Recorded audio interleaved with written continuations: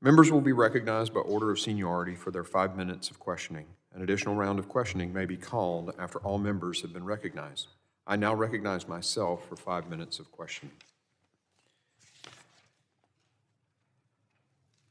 Ms. Pearlstein, in 2019 on a New York Public Radio podcast, you were asked what you took away from a congressional hearing on impeachment standards. Your response was as follows.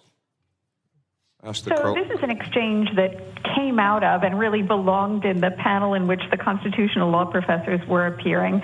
And there, the professors were reasonably uniform, right, in recognizing that it doesn't have to be a crime, that is to say an impeachable offense, doesn't have to be a crime as currently embodied in the federal criminal code as enacted by Congress.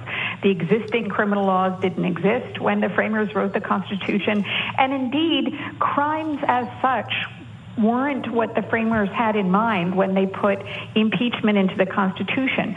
What they were thinking about with the impeachment remedy were serious offenses against the public trust. That is, certain things that only the president and other senior officials could do that abused their authority. In other words, the idea of abuse of power is sort of the death.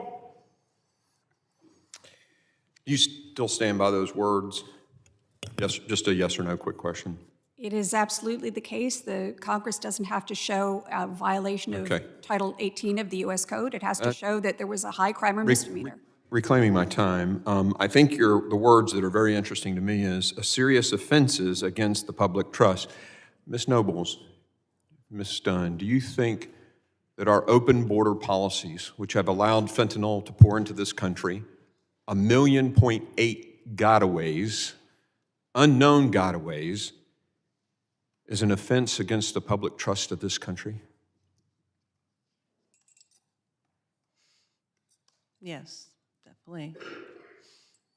Ms. Dunn? Yes. Ms. Nobles, the committee has been focused, well, first, before I ask your question, one of the things that was very interesting in your opening statement, Ms. Pearlstein, was about the power of separation, the separation of powers. And you talk about Congress having the remedy to make laws to fix the immigration issue and the border issue. But see, we passed a law that says shall detain. Mr. Mayorkas has basically completely reversed that. So you're right, we could pass more laws. In fact, we tried. We passed H.R. 2, but it won't pass the Senate because they refused to take it up.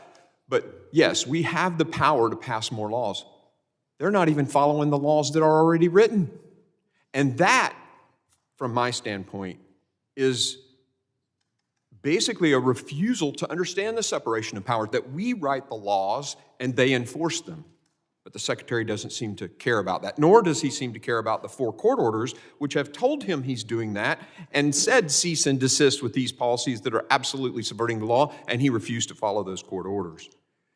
Ms. Nobles, the committee has been focused on the Biden administration's refusal to secure our southwest border and vet alien arrivals. A report from the House Judiciary Committee pointed out multiple vetting failures with your daughter's killer.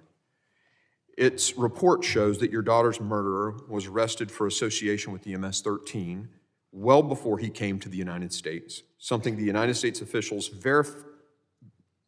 verified easily after the murder occurred. The report also noted that the alien was released after he was arrested for murder. Do you think that Secretary Mayorkas has done an adequate job of vetting illegal aliens coming across our southern border? No. And may I say that it took the local detectives to find out that he was an MS-13 gang member. Homeland Security and then Department of Health and Human Services did not know that until after he killed my daughter. And then they try to write it in there after the fact, but it was already let out that they failed to know that he was an MS-13 gang member. Ms. Dunn, do you believe Secretary Mayorkas genuinely cares about the well-being and safety of U.S. citizens like your daughter, considering that his actions are directly responsible for aggravating and fueling the ongoing fentanyl crisis? Absolutely not. Thank you. I yield.